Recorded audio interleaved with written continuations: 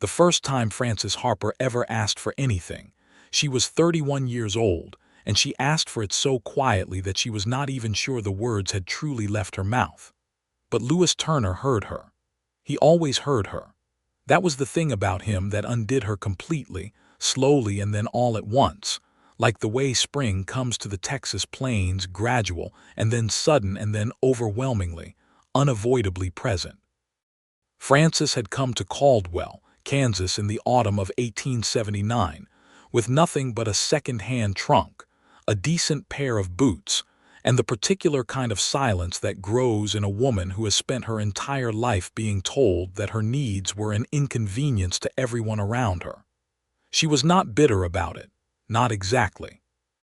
Bitterness requires a person to believe they deserved better, and Frances had spent so long being told otherwise that she had simply stopped expecting anything at all.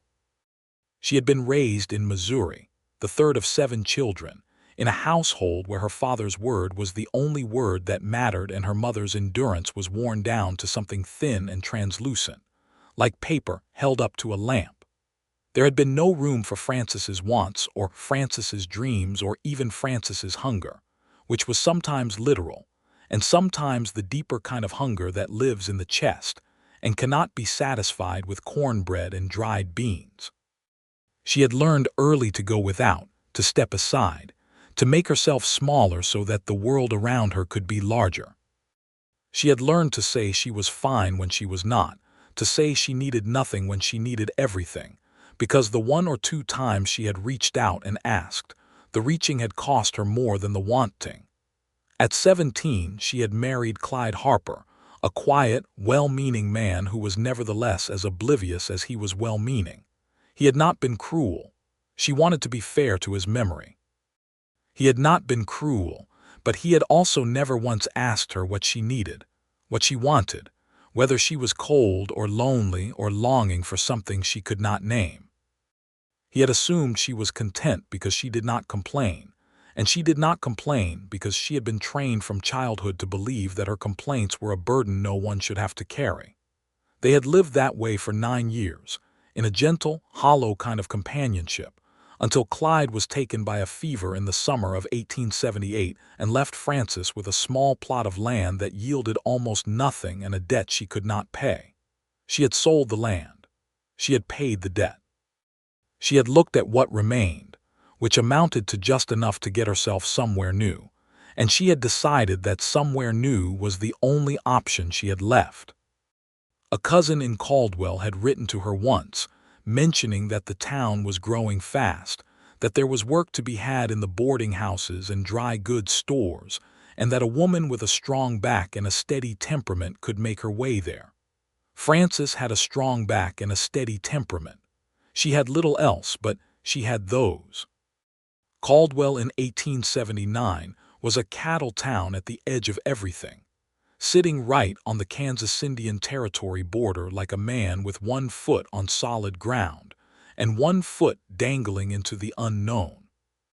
It was loud and dusty and full of cowboys coming up from Texas along the Kishom Trail, men who smelled of cattle and wood smoke and weeks in the saddle, men who drank too hard and laughed too loud, and sometimes got into the kind of trouble that left boot prints in the mud outside the saloon and bloodstains on the boardwalk that the rain eventually washed away.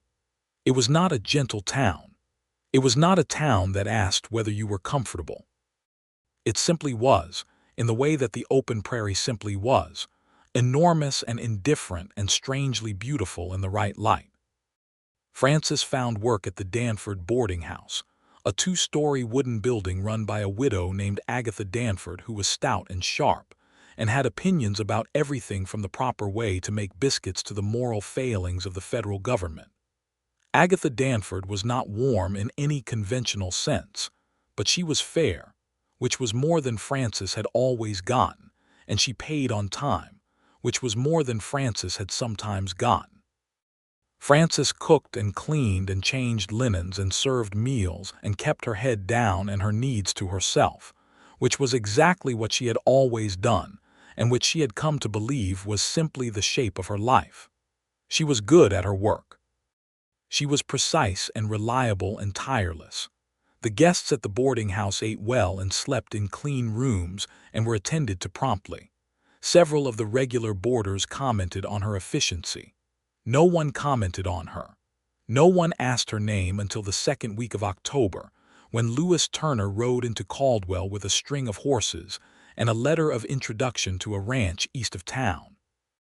Lewis Turner was 28 years old and had been working cattle and horses most of his life, having grown up in Texas on a ranch that his father had built from almost nothing, and that his father's early death had left to Lewis and his two brothers. The ranch had done well enough under the three of them, but Lewis had always been the restless one, the one who wanted to see more country, who read whatever books he could get his hands on and thought about things longer than most people thought was necessary.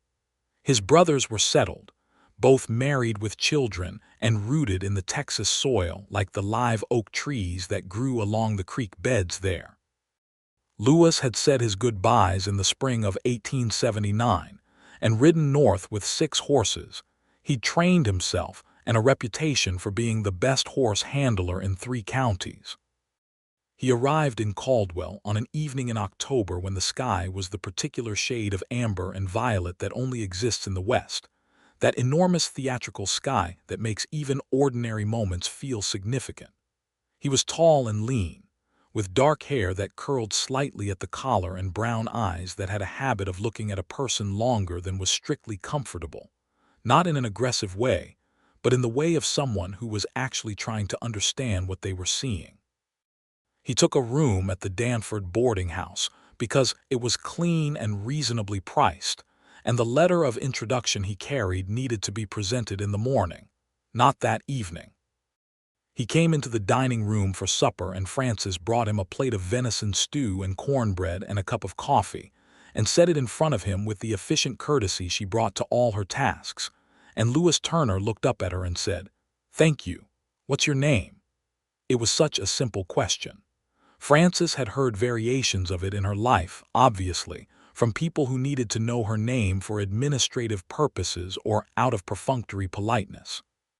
But something in the way he asked it was different, and she could not immediately articulate why. He was not looking at the plate of food. He was looking at her. And he was waiting, as though her answer was genuinely something he wanted to know, and not merely a social formality he was performing. "Frances Harper," she said. "Lewis Turner," he said. "I'm obliged for the meal, Mrs. Harper. It smells wonderful." She nodded and went back to the kitchen and stood at the counter for a moment longer than she needed to, aware that something small and strange had just happened, though she could not have explained it to anyone's satisfaction, including her own. The letter of introduction did its work, and Lewis conducted his business with the ranch east of town over the following 2 days. He had horses to deliver and arrangements to negotiate, and he was good at both. But the ranch didn't need him to stay on permanently, and the next horse buyer he had a connection with was in a town 2 weeks' ride to the north, and there was no particular reason to stay in Caldwell except that the boarding house was comfortable and the coffee was good, and if Lewis was honest with himself, which he generally tried to be, there was something about the quiet woman who brought the meals that made him want to understand her better. He stayed a 3rd day, and then a 4th. He helped a neighboring rancher load supplies when he saw the man struggling at the general store, simply because it was there to be done. He spent an afternoon at the livery talking horses with the owner, a leathery man named Pete Connolly who had more opinions than teeth and appreciated an audience who could keep up. He ate his meals at the boarding house, and he said good morning to Frances Harper every morning and good evening every evening, and she responded with the same careful, contained politeness she offered everyone, and Lewis began to suspect that the politeness was a kind of armor she had built so carefully and worn so long that she might have forgotten she was wearing it. On the 5th evening, there was a small incident in the dining room. One of the other boarders, a land speculator from back east named Hartley, who had been at the boarding house for 2 weeks and had the attitude of a man who believed service staff existed solely for his convenience, snapped at Frances when she brought his coffee. He said it was too cold, which it was not, and then said the bread was stale, which it also was not, and said it all in the tone of a man who has decided that someone in the room needs to be diminished and has chosen her. Frances said, "I apologize, Mr. Hartley. I'll bring you fresh coffee," in the same level tone she used for everything, and turned back toward the kitchen, and Lewis watched the way her shoulders held themselves during the whole exchange, not tense exactly, but carefully arranged like a person who has learned to absorb impact without showing it. Lewis looked at Hartley and said, pleasantly but clearly, "The coffee's fine. The bread's fine. You might want to reconsider the tone you're using." The dining room went quiet. Hartley stared at him. Lewis met his eyes with a mild, steady expression that communicated without any aggression whatsoever that he was entirely serious and was not going to unsay it. Hartley made a sound of irritation and returned to his meal without further comment. Frances came back with fresh coffee anyway because she had already gone to get it, and she set it by Lewis's cup as well as Hartley's, and when she straightened up, she caught his eye for just a moment, and something crossed her face that was not quite gratitude but was adjacent to it, complicated by some other emotion he could not immediately name. Later, when the dining room had emptied and Frances was clearing the last of the dishes, Lewis came and held the kitchen door open for her without being asked, and then leaned against the doorframe while she set things down. "You didn't have to do that," she said, meaning what he had said to Hartley. "I know," he said, "but he was wrong. Men like that are always wrong," she said, and then seemed slightly surprised that she had said it as if the sentence had gotten out before she could stop it. "Yes," Lewis said simply, "they are." There was a pause that was not uncomfortable. "Mrs. Harper," he said, "I noticed the woodbox in the hallway is getting low. I'll chop some in the morning if you'd like." She looked at him. It was not a look of suspicion exactly, though it contained elements of caution. It was the look of someone waiting for the other side of a transaction to reveal itself. "You don't have to do that," she said. "I know I don't have to," he said. "I'm asking if you'd like me to." She looked at him for another moment, and he let her look, not filling the silence with reassurances or explanations. "That would be helpful," she said at last, and something in the way she said it, the slight deliberateness of it, as if she were making herself say it rather than retreating to her usual refusals, told him something important about her that he filed away and thought about later. He chopped wood in the morning. He stacked it neatly. He did not make a production of it or mention it at breakfast. Frances saw the stacked wood when she went out to get some, and she stood there in the early cold for a moment looking at it, and allowed herself to feel something that she did not yet have a word for. Lewis stayed another week. His reasons for staying kept rearranging themselves in his mind. The horse buyer to the north could wait. The weather was turning. The town was interesting. He was helping Pete Connolly at the livery with a problem horse that required patience and time. These were all true, and none of them were the whole truth. He and Frances began to talk in the small gaps of the day. Not long conversations, not at first. Fragments over coffee in the early morning before the other boarders were up, brief exchanges in the hallway, a comment or two when he helped carry things without being asked, but also without being overbearing about it. He had a quality she was unaccustomed to, which was that he listened to what she said and responded to it directly, as if her words had actual weight, as if she were a person worth responding to. He told her about Texas, about the ranch and his brothers and the long drives north, about the horses, which he could talk about with a depth of feeling that was genuine and slightly surprising, because most men talked about horses as tools and Lewis talked about them as individuals with personalities and preferences and particular kinds of intelligence.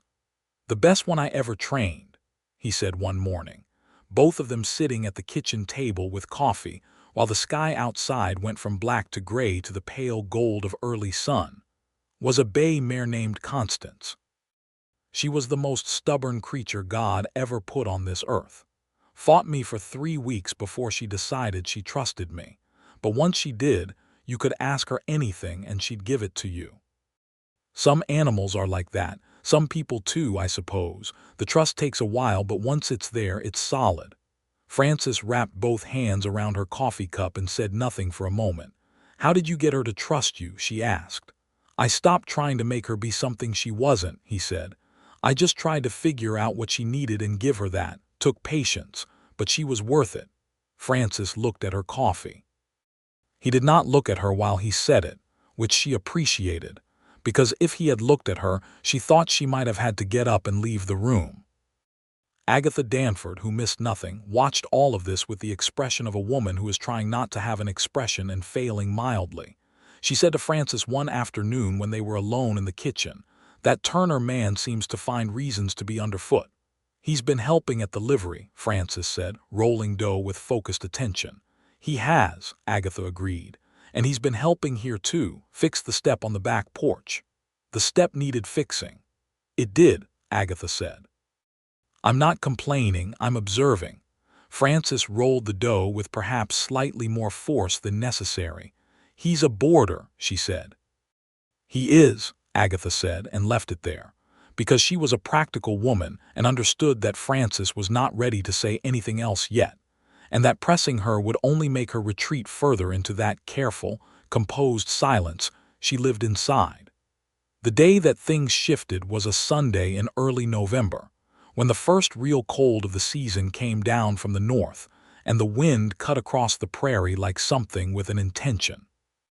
Frances had a half-day off on Sundays, which she typically spent doing her own mending or writing letters to her sister back in Missouri, sitting in her small room on the second floor with a quilt around her shoulders, because she never quite let herself build the fire up as high as she would have actually liked. Some old economy of self making her turn it down before it reached the temperature she genuinely wanted. Lewis was in the common room when she came downstairs, sitting at the table near the window with a book open in front of him and a cup of coffee at his elbow. He looked up when she came down. "You have the afternoon," he said. "Half day," she said. "I was going to walk to the dry goods store before it closes." "I'll walk with you," he said, "if you don't mind the company." She looked at him. The caution was there as always, but it was thinner than it had been in the beginning.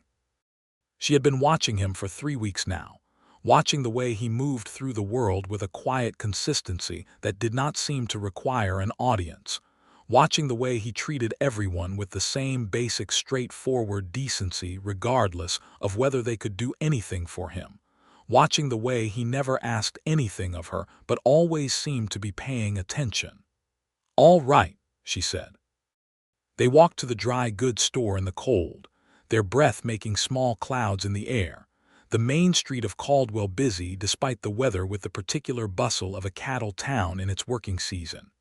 Cowboys moved in groups, horses stood at the hitching rails, a wagon loaded with hides rolled past them going south. The smell of the town was the smell of commerce and animals and wood smoke, and the particular dusty cold of November on the plains. In the dry goods store, Frances made her small purchases with the careful attention she gave to every expenditure, selecting exactly what she needed and nothing beyond it. She had been about to put back a spool of blue thread that was slightly more expensive than the ordinary kind when Lewis said, "Is that the one you wanted?" She looked at the spool of thread and then at him. "It doesn't matter," she said, beginning to put it back. "That's not what I asked," he said gently. "I asked if it's the one you wanted." She held the spool for a moment. It was a particular shade of blue, the same blue as the dress she had brought from Missouri that was the one thing she owned that could be called pretty, and she had bought the cheaper thread last time and the color had not matched and it had bothered her more than she thought it should. "Yes," she said. "But it's 12 cents more." "Then get it," he said simply. She looked at him for a long moment, reading his face for the complexity that was not there, for the undertone or the implication or the thing that would need to be paid back later. There was none of it. He was just a man standing in a dry goods store saying that she ought to have the thread she wanted. She bought the thread. It was such an entirely minor thing, and she could not explain, not even to herself, why her throat felt tight the whole walk back to the boarding house. Outside, the wind had picked up. Frances's coat was serviceable but not especially warm, and she had not complained about this to anyone because complaining was not something she did. Louis noticed her pulling it closer and did not say anything about it, did not remark on it or make a fuss. But when they got back to the boarding house, he went upstairs and came back with a thick wool blanket that he set on the chair nearest the stove in the common room with the same matter-of-fact practicality with which he did most things. And when she came through later, he simply said, "Stove's warm in here if you want to sit for a while." She sat for a while. She brought her mending, and he read his book, and they did not talk constantly, but when they did talk it was easy in a way she was not accustomed to things being. He asked her about Missouri, about her family, and she answered in the abbreviated way she usually answered questions about herself, and he listened to the abbreviated answers, and then, with no pushiness in his voice at all, asked a follow-up question that indicated he had actually heard what she said.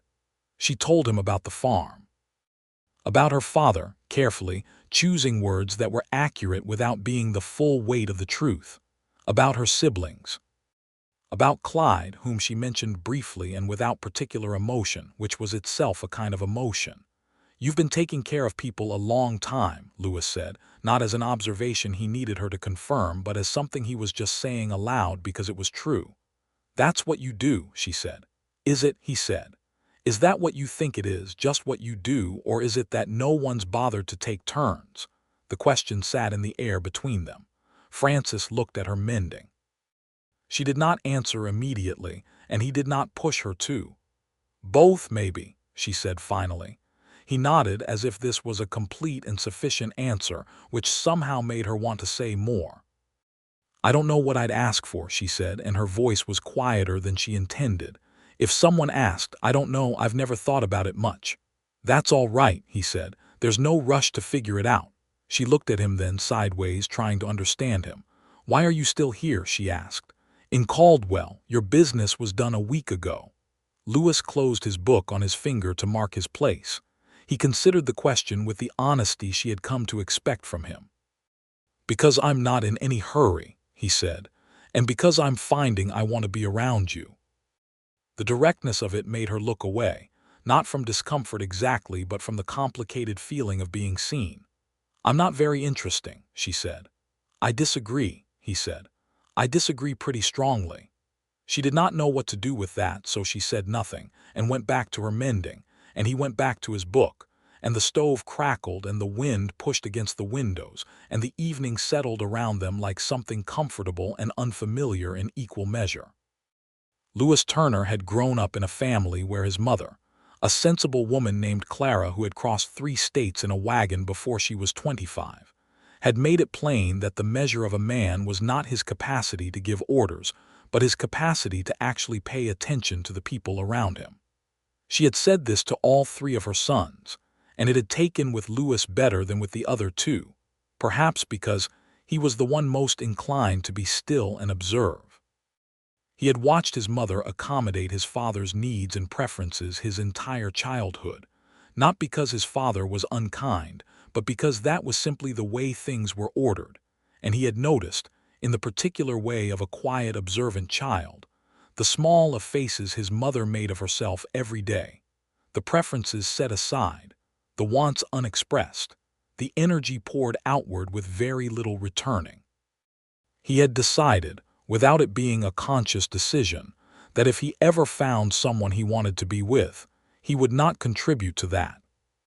He was drawn to Frances Harper the way he was drawn to the difficult horses, not because difficulty was attractive in itself, but because he could see the quality underneath it, the intelligence and the feeling and the particular kind of dignity that comes from a person who has managed to remain themselves despite everything conspiring to flatten them. She was funny, in a dry way, when she let herself be. She was observant. She had opinions she had taught herself not to state, but that showed in her eyes when she thought no one was looking. She was, he suspected, capable of a kind of happiness she had not allowed herself to explore, and the thought of that, the unexplored country of her, moved him in a way that was new and important. November deepened. Louis stayed. He sent a letter north to the horse buyer saying he'd be delayed by weather, which was not entirely untrue. He helped at the livery and made himself generally useful around the town in the uncomplicated way of a man who doesn't find work beneath him. He and Pete Connolly got the problem horse sorted out over 2 weeks of patient daily work, and Pete Connolly told anyone who would listen that Turner had more sense with horses than any man he'd met in 20 years of working with them. He and Francis built something slowly, the way things build when neither person is trying to force the pace. Conversations that went longer, walks in the cold when she had time. One afternoon, he found her trying to move a heavy crate in the back room, and she had refused to ask for help from anyone all morning, and he simply came in and said, "Where do you want it?" And they moved it together without a word about why she hadn't asked. Afterward he said, "You know it's all right to ask for help." "I know," she said, in a tone that indicated she knew it in theory. "But you don't do it," he said. "I manage," she said. "You do," he said. "Better than anyone I've met. But managing and being helped are different things, and you're entitled to both." She stood there in the back room in the cold afternoon light, and something moved behind her eyes that she did not let all the way to her face. "My father used to say that asking was the same as admitting you weren't capable," she said. "That needing things was weakness." Louis leaned against the doorframe and looked at her with the steady attention that was simply his way. "Your father was wrong," he said. "It was not harsh or contemptuous. It was simply a statement of fact delivered with the confidence of someone who had thought about it." She let out a breath that was almost a laugh. "I know," she said. "I know he was. But knowing it and feeling it are different things," he said. "Yes," she said, and her voice was stripped down to something honest and a little raw. "Yes, they are." He did not try to fix it for her or offer her a solution. He just stood there and let it be true, and that was somehow more valuable than anything he could have said. Christmas came to Caldwell with the particular loneliness that holidays carry when a person is far from whatever used to be home, and not yet sure what the new home is. Agatha Danford put pine boughs around the dining room, and there was a ham, and some of the boarders had small celebrations with whiskey and cigars in the common room. Frances spent Christmas Eve cooking and Christmas Day serving and cleaning up, and telling herself it was fine, which it largely was, only with a thin hollow underneath it that she had learned to ignore. Louis found her in the kitchen late on Christmas afternoon, standing at the counter with her hands wrapped around a cup of tea, looking out the small window at the gray sky. "Have you eaten?" he said. "I've been eating all day," she said. "I cooked it." "That's not what I asked," he said, and she recognized her own question from the dry goods store coming back to her, adjusted slightly. "Have you sat down and had a meal and eaten it slowly without anything to do?" She thought about it honestly. "No," she said. He made her a plate. He moved around the kitchen with the easy confidence of someone who knew where things were because he had paid attention, and he made her a proper plate from the remains of the Christmas meal and set it on the kitchen table and said, "Sit down." She sat down. He sat across from her with his own plate, and they ate together in the quiet kitchen while the noise of the other boarders drifted in from the common room, and Frances ate slowly and let herself taste the food she had spent 2 days preparing, and it was very good, she had to admit, and she felt something that was warm and specific and impossible to dismiss. "Thank you," she said when she was nearly done. "You're welcome," he said. She looked at him. "Louis," she said, and it was the first time she had used his given name without any preceding formality, and they both felt it land. "Why are you kind to me?" He met her eyes. "Because you deserve it," he said, "and because I want to be." She looked down at her plate. Her voice, when she spoke, was very quiet. "I don't know how to receive kindness very well." "I've noticed," he said, and the warmth in his voice was entirely without judgment. "You're getting better at it." She laughed, and it was a real laugh, surprised out of her, and it changed her face completely. He thought he had never seen anything so worth seeing. January of 1880 arrived with a blizzard that closed Caldwell in for 3 days. The boarding house was full, the boarders restless and crowded together, the snow pressing against the windows until the light inside turned white and strange. Agatha Danford ran out of coffee on the second day, and the mood in the common room deteriorated measurably. Lewis repaired a broken chair back and helped reinforce the barn door and played cards with Pete Connolly and another boarder named Jim Warren, a cattleman who wintered in Caldwell every year, and who had the cheerful, weathered quality of a man who has made peace with all conditions. Frances cooked and served and kept the fire going, and on the second evening, when most of the boarders had retreated to their rooms and the common room was quiet, she sat at the table near the window and watched the snow and allowed herself to do nothing at all for a length of time that was, for her, remarkable. Lewis came and sat across from her. He did not bring a book or a task. He just sat with her. "I've been thinking," she said eventually, not looking away from the window. "About what?" he said. "About what you asked me before Christmas, what I would want if someone asked." He was quiet, giving her the space to continue. "I think," she said carefully, "I would want to feel like the life I'm living is actually mine. Not just what I've ended up in, but something I chose, something that has me in it on purpose." She said it without looking at him, and when she finished she pressed her lips together as if she had said too much. "That's a good thing to want," he said. "It sounds ungrateful," she said. "It doesn't," he said. "Not even slightly. It sounds like a person who's been living on the outside of her own life and knows it." She looked at him then. The snow light made everything soft. "What do you want?" she said. "You ask everyone else. What do you want?" He looked at her steadily. He did not look away. "I want to stay," he said. "I want to stop going from place to place and stay somewhere. I want a home that belongs to me and belongs to someone I'm making it with. I want that to be here." A pause. "I want to see what you're like when you stop holding yourself back." The silence stretched between them like something alive.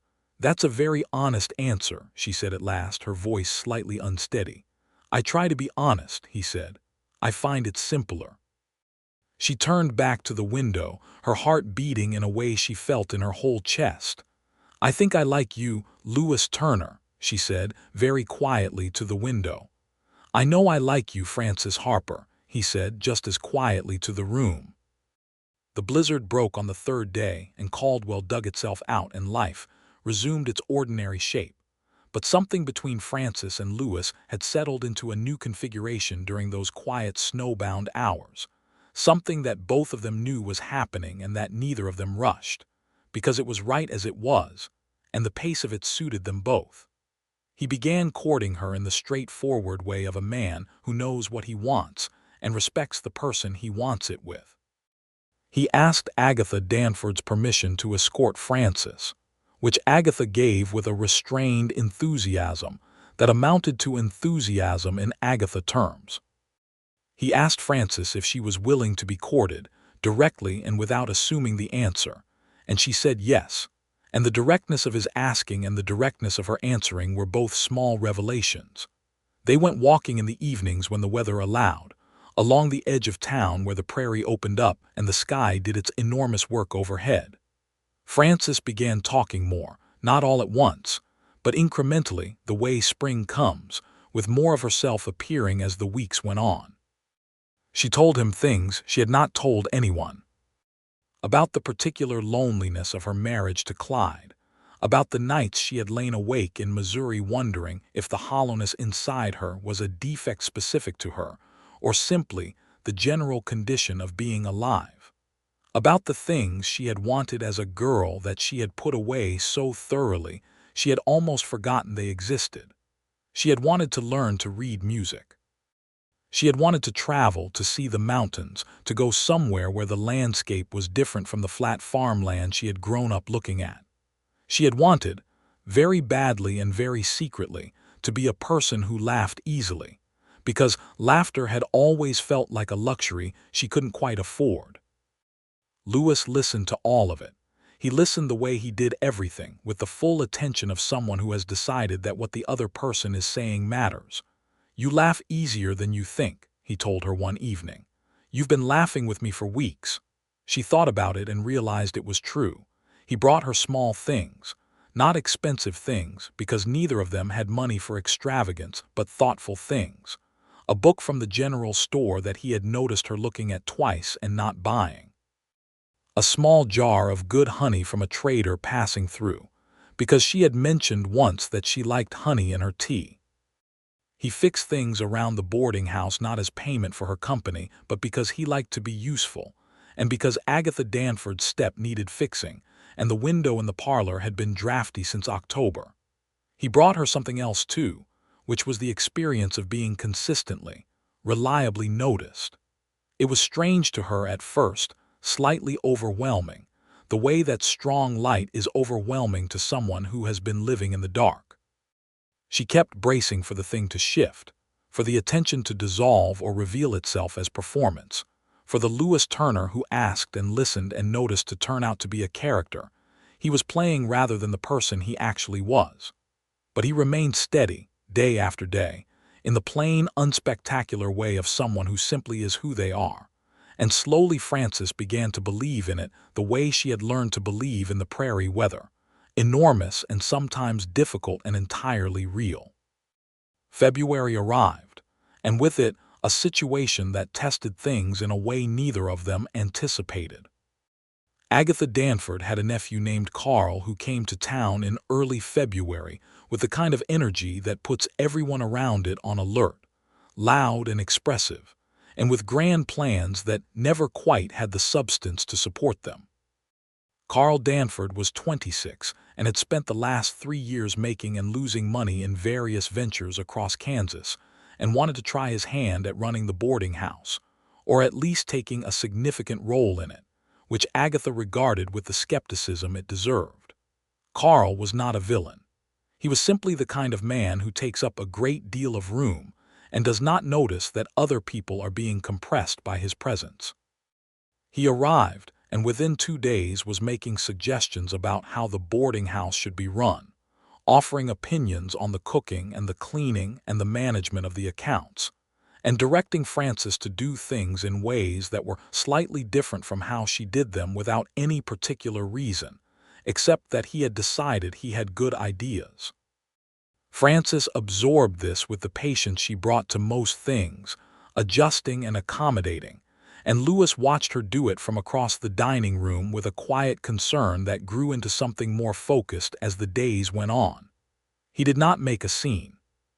He did not confront Carl in the dining room or start any kind of conflict that would make things awkward for Frances or for Agatha. He was not, by nature, a man who used force to make points that patience could make better. But he paid attention, and he waited, and on the 5th day when Carl had told Frances 3 times that she'd done something wrong and she had nodded and corrected it each time, and then come into the kitchen with that particular careful blankness on her face that he had come to understand, meant she was absorbing something she would not let herself react to. Lewis set down his coffee cup and went into the kitchen after her. "How are you doing?" he said. It was such a simple question. She turned from the counter and looked at him with slight surprise because even now, after months of him asking, the genuine asking still occasionally surprised her. "Fine," she said, and then caught herself, because she had made a kind of private agreement with herself to try to answer him honestly rather than reflexively. "Not entirely fine," she corrected. "He makes me feel like I'm doing everything wrong when I'm not doing anything wrong." "You're not," Lewis said. "You're doing everything exactly right. He's just the kind of person who needs to feel like he's improving on things that don't need improving." She let out a breath.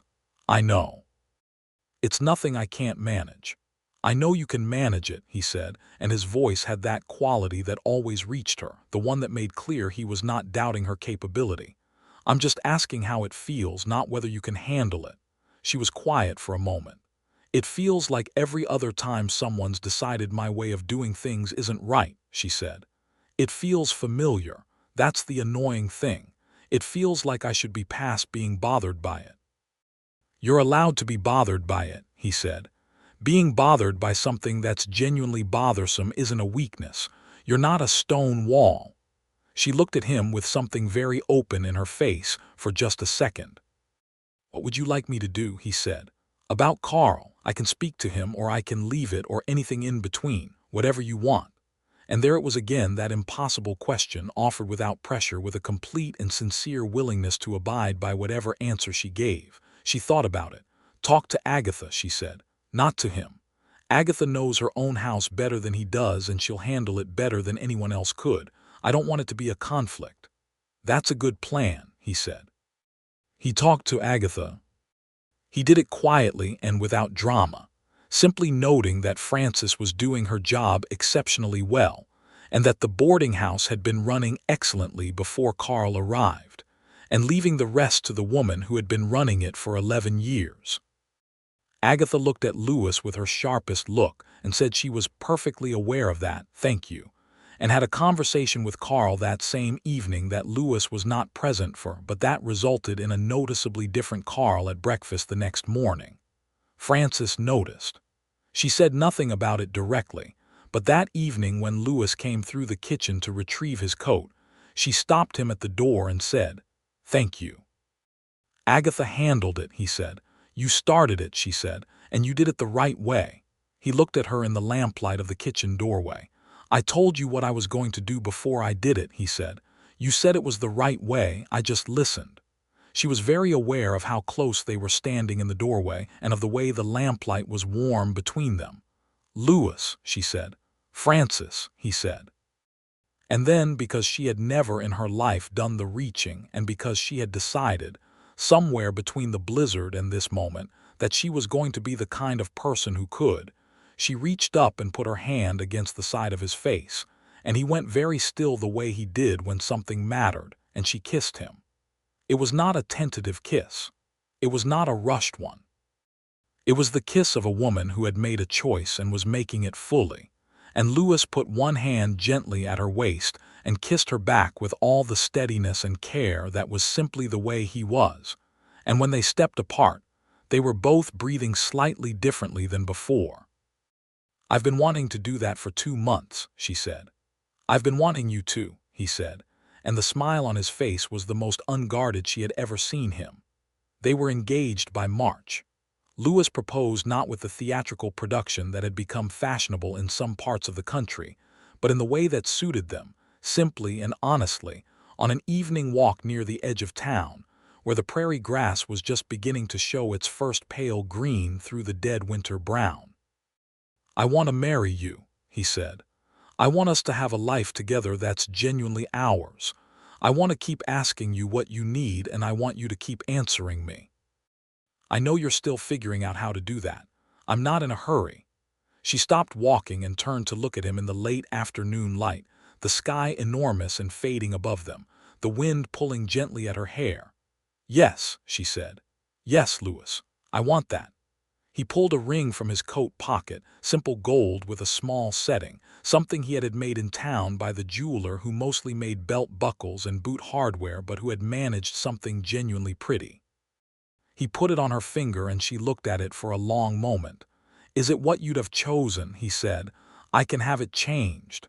She closed her fingers over it. "Don't you dare change it," she said. "It's exactly right." They told Agatha, who produced a bottle of good brandy from somewhere behind the parlor bookshelf and poured 3 glasses without comment, and then said, gruffly, that she would need to start interviewing for a replacement, because she supposed she was going to lose a housekeeper to this fool cowboy. Louis informed her that he was an excellent housekeeper and could replace Frances himself if needed. Agatha looked at him over her brandy glass. "You probably could," she said, with a respect that carried the weight of a woman who does not give respect easily. They married in May of 1880 in the small church at the north end of Caldwell, with Pete Connolly and Agatha Danford as witnesses, and about a dozen townspeople who had come to think well of Louis Turner in his months in town, and who were glad enough of a celebration to show up on a bright Saturday morning. Frances wore the blue dress from Missouri, and the blue thread matched this time, and Louis wore his good coat and had cut his hair and looked at her when she came down the aisle with an expression that was so full and unguarded that Pete Connolly, standing beside him, said afterward that he had felt uncomfortably like he was watching something private. Frances walked toward Louis on her own, without anyone to give her away, because there was no one to give her away and she did not need giving.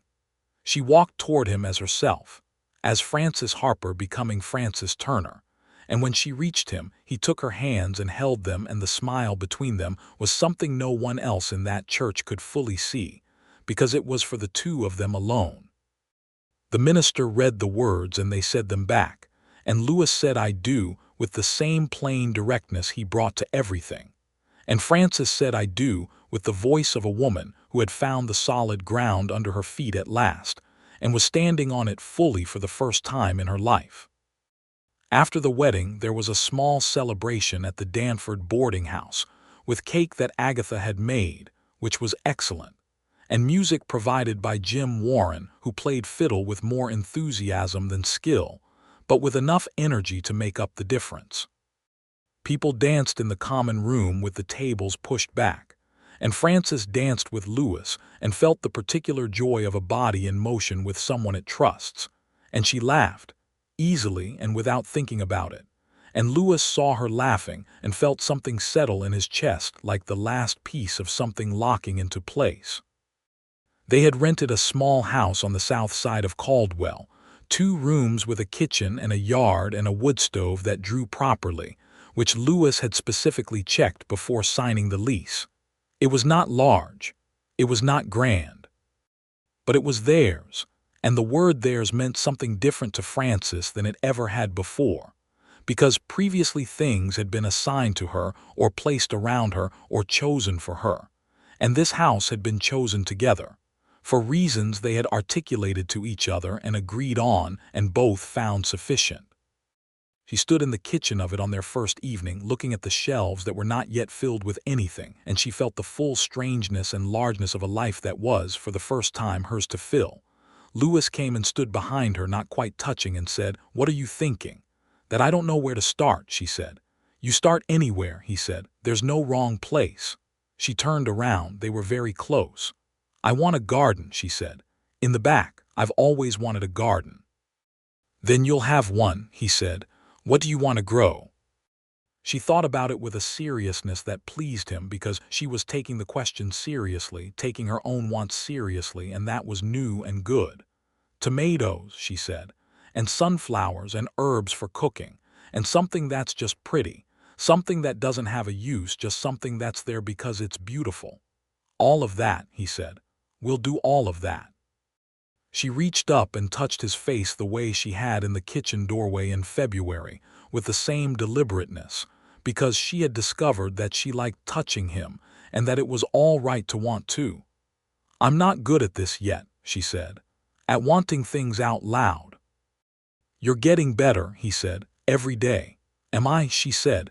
"You just told me about the garden," he said, without qualifying it or apologizing for it. "That's new." She thought about it and realized he was right. "I'm learning from you," she said. "You're learning from yourself," he said. "I just ask the questions." The summer of 1880 in Caldwell was hot and busy, and loud with the cattle drives, and Frances and Louis built their life in the small house on the south side of town, with the particular industry of 2 people who are genuinely enjoying the building. Louis found steady work training horses for 2 of the larger ranches east of town, and for individual cowboys who brought him difficult animals and came back for the results. He was building a reputation that meant he could charge fair prices and choose his work, which was a freedom he had not had in the years of moving from place to place. Frances kept a small part-time arrangement with Agatha, helping on days when the boarding house was particularly full. But it was her choice and her hours, and she was paid for it fairly, and it was entirely different from the desperate employment of her arrival.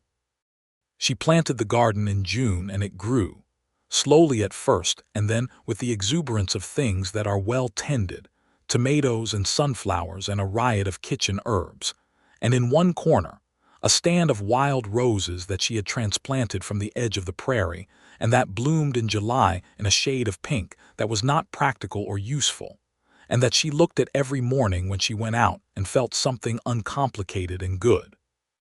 She wrote to her sister in Missouri more often now, longer letters with more of herself in them, and her sister wrote back with visible surprise at the change in tone, saying that Frances sounded different, that she sounded lighter somehow, and asking was she all right, and Frances wrote back and said she was better than all right. She was the best she had ever been, which was true. There were hard days.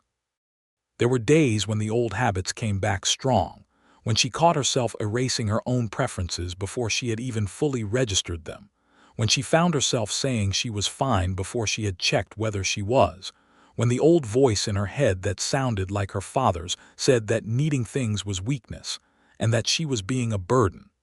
On those days, Louis was very steady. He did not try to overpower the voice for her or argue with it on her behalf. He simply asked the question, calmly and without impatience, "What do you need? What do you want? What would help?" and waited for her to answer. And the asking, consistent and genuine and never conditional, was slowly changing the shape of what she believed was possible for her. She told him about the hard days.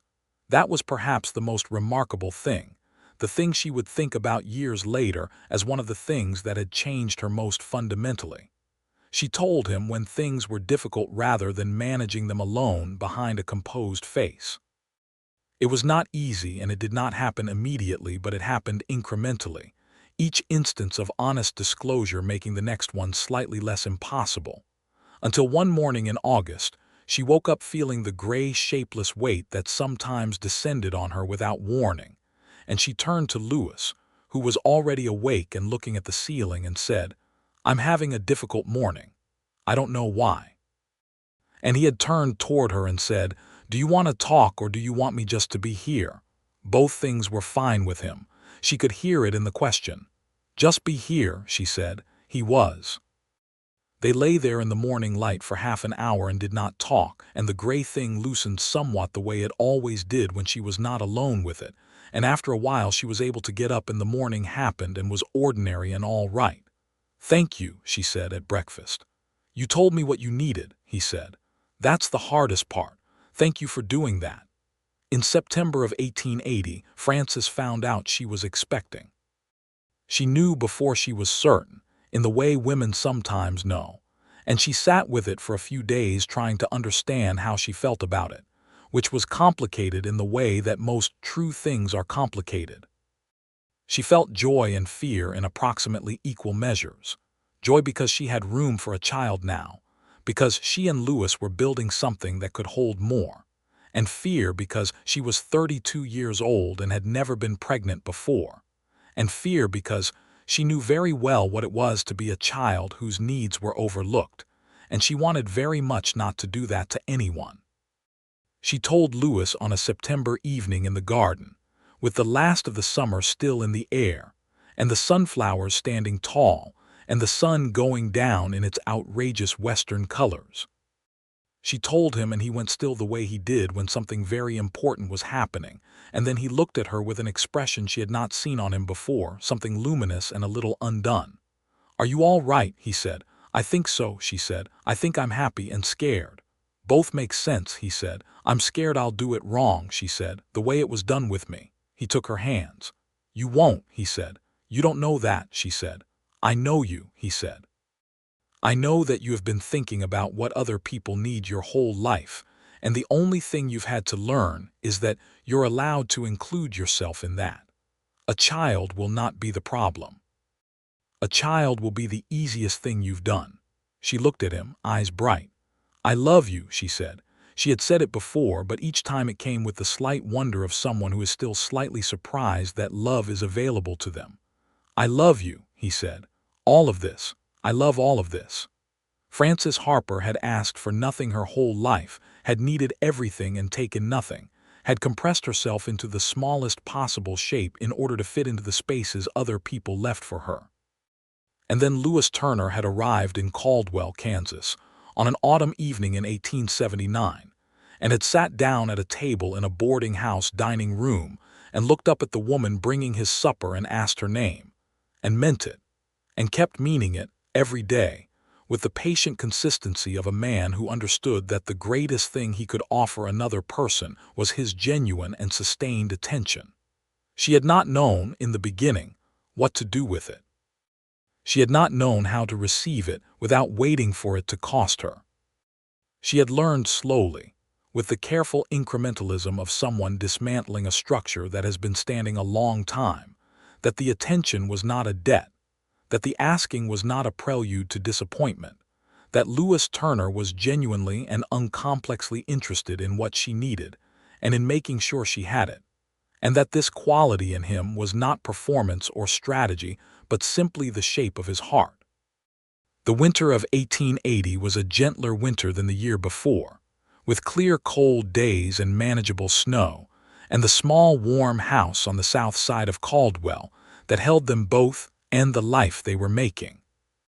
Frances's pregnancy progressed without serious difficulty, and she let Lewis fuss over her to an extent she would never previously have permitted, because she had learned to distinguish between fussing that was about his need to feel useful and fussing that was actually about her. And with Lewis, it was always the latter, and accepting the latter was not weakness. He brought her books from the library that had just opened in the new brick building on Main Street. He consulted with the town doctor on her behalf and reported back in careful detail. He took over the heavier kitchen work without being asked, and without making a production of it. He sat with her in the evenings and read aloud to her when her eyes were tired, his voice steady and warm in the lamplight, and she would sit with her mending in her lap and sometimes listen to the words and sometimes simply to the sound, which was enough. She told him one January evening that she wanted the baby's room to be painted yellow if they could manage it, because she had always wanted a yellow room and had never had one. "Yellow it is," he said, without qualification.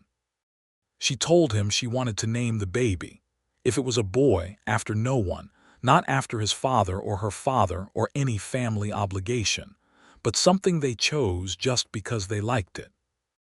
"I think that's right," he said. "What names do you like?" She had not let herself think about it, had been about to dismiss the preference before he caught the dismissal in her expression and said, "No, really. What names do you like?" She thought about it. She said, "Samuel. I've always liked Samuel." "Samuel Turner," he said, trying it out. "That's a good name."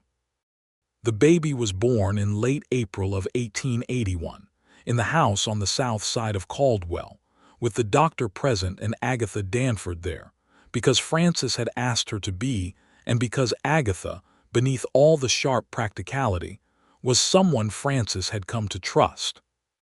It was a long labor, and Frances was strong through it with a particular kind of strength that was the distillation of everything she had always been before the tenderness arrived.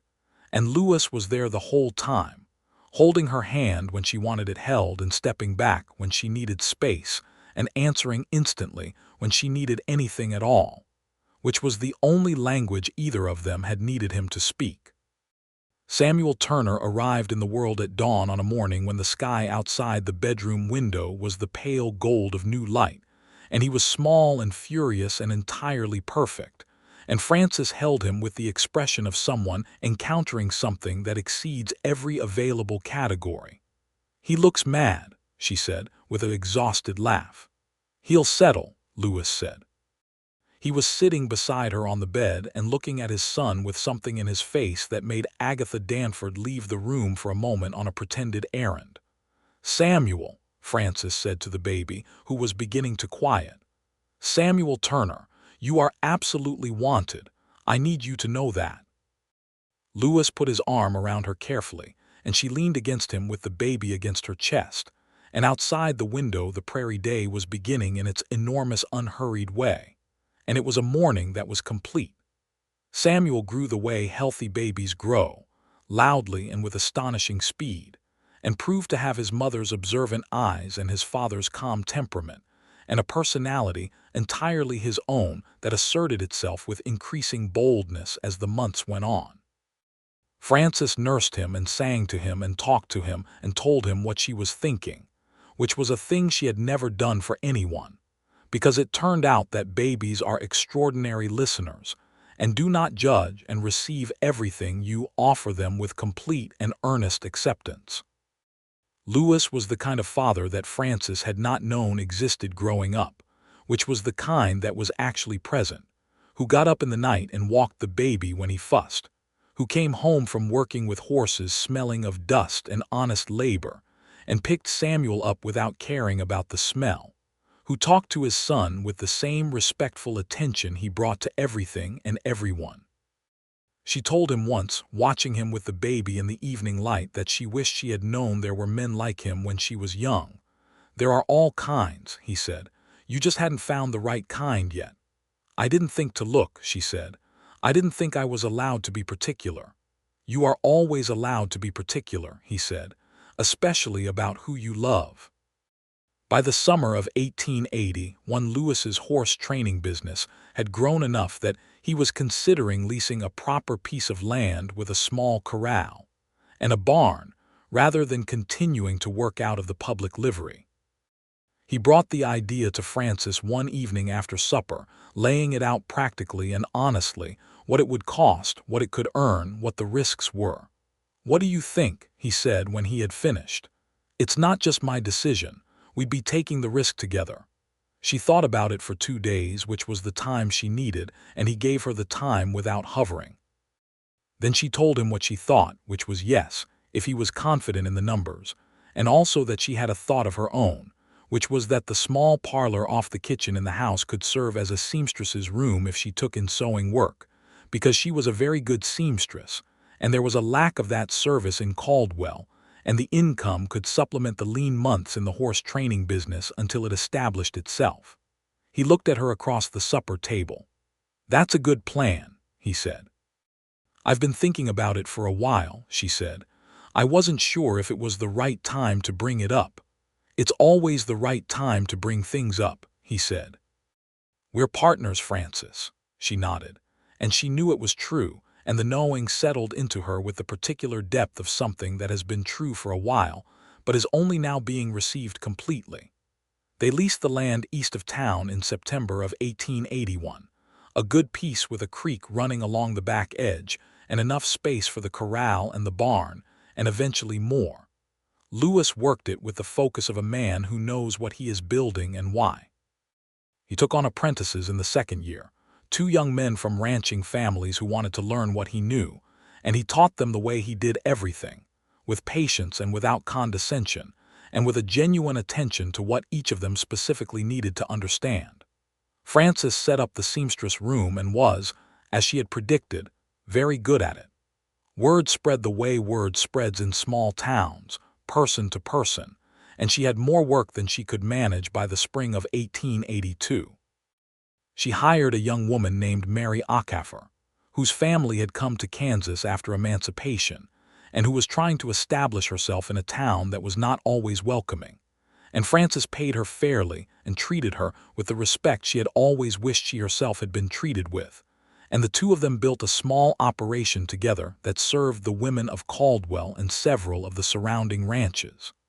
The work Frances did was good, and she knew it was good, which was itself new. She had always been capable. She had not always allowed herself to know that she was.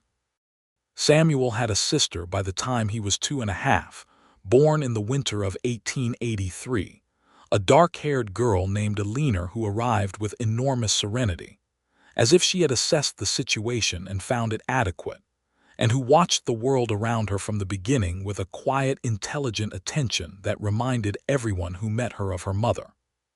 Frances held Alina and felt the fullness of something she had not dared to imagine when she was standing in a boarding house kitchen in 1879 with an empty trunk and a trained silence. Caldwell continued to grow and change around them, as towns do, and the cattle drives continued, and the politics of the territory shifted, and the railroad extended its reach, and the world did what the world does, which is change without asking. Frances and Lewis changed with it together, adjusting and adapting the way people do when they are genuinely in partnership, talking about each change and each challenge and each opportunity as it arose, their conversations over the years accumulating into the particular intimacy of 2 people who have made a genuine habit of honesty with each other. There were arguments because there are always arguments, and 2 people with genuine opinions will sometimes have opposing ones. They argued about money and about time, and once, memorably, About a horse Lewis wanted to buy that Francis thought was overpriced. She was right about the horse. He conceded it. The concession was made without bitterness, which was how they had agreed to argue from the beginning, with the understanding that being wrong was not a catastrophe and that the goal was to get to the right answer, not to win. She learned over the years to initiate, to say what she wanted before he asked, to reach for things without waiting to be offered them. The learning was never entirely complete, because the earliest lessons go deepest and the ones from childhood are the hardest to fully revise. But she was different, fundamentally, from the woman who had arrived in Caldwell with a second-hand trunk and a trained silence, and the difference was not entirely Lewis's doing, though he had been the catalyst. The difference was her own, the choices she had made and the risks she had taken, and the work of expanding into the life that had always been there waiting for her to claim it. Lewis was 43 years old in the spring of 1895, with gray appearing at his temples and more lines around his eyes than before. And he looked, Francis thought, watching him in the yard with Samuel, who was 14 now and already taller than his mother and working alongside his father with the focused intensity of a boy becoming a man, exactly like himself, which was the best thing she could say about anyone. She was 47 that year, with gray in her hair that she did not mind, and a life that was genuinely and specifically hers, that she had chosen and tended and expanded, that had her in it on purpose.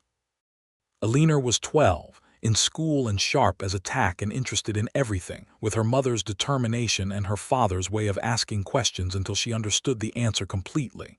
She wanted to be a doctor. She had informed both her parents at dinner one evening and had held their gaze while she said it, not defiant exactly but alert, checking their response. Lewis had said, "That's going to take a lot of work." "I know," Alina said.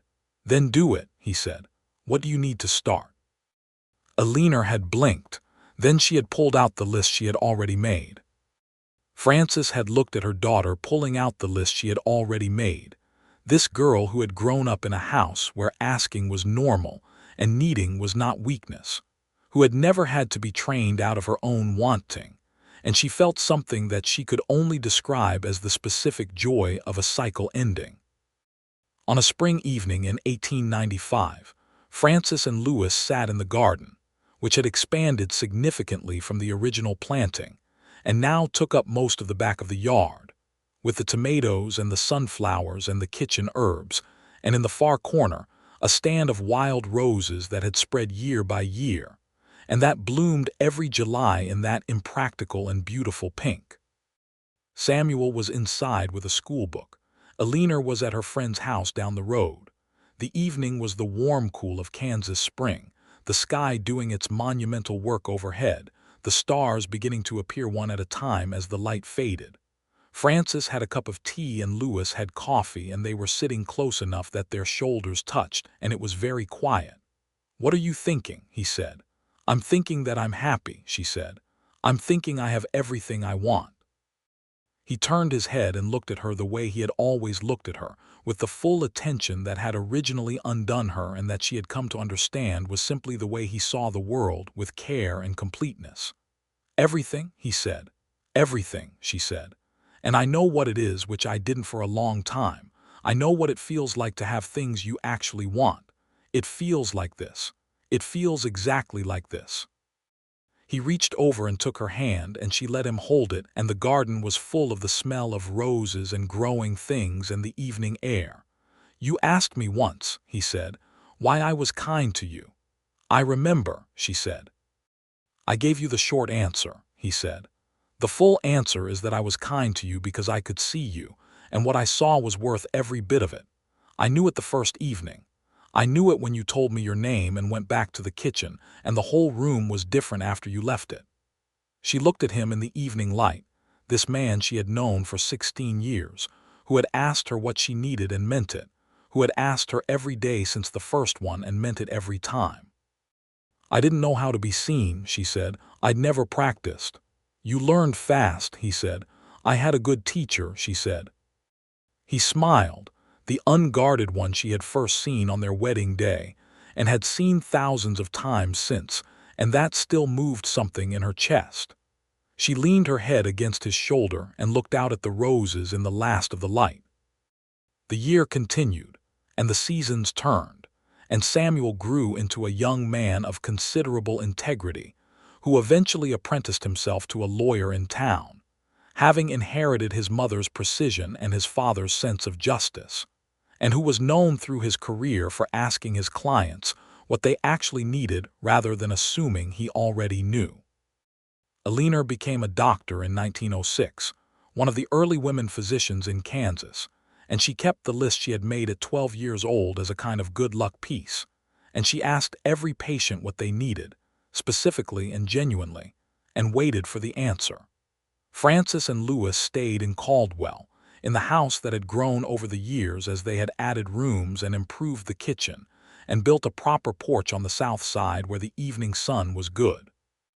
The horse training business had become a small institution, known through several counties, and Louis eventually passed it on to Samuel, who passed it eventually to his own son. The garden bloomed every year, the tomatoes and the sunflowers and the kitchen herbs and the wild roses in the corner that spread a little further each spring, practical and impractical in equal measure, useful and beautiful, the way Frances had wanted her life and had eventually gotten it. She never stopped learning to ask for things. It never became entirely effortless, the old training too deep for that. But she asked, and he heard her, and the asking and the hearing went back and forth between them like a conversation that had started on an autumn evening in 1879, and continued without interruption through every ordinary and extraordinary day of the life they had built together. On a morning in late summer, decades after Louis had ridden into Caldwell with a string of horses and a letter of introduction, Frances stood in the garden in the early light with her coffee, looking at the roses. Louis came out and stood beside her, and she leaned against him the same way she always had, and the sky above the Kansas plain was doing what the Kansas sky always did, which was be enormous and indifferent and strangely beautiful. "What do you need?" he said. She smiled into the morning. "This," she said, "just this." And it was true, and it was enough, and it was hers.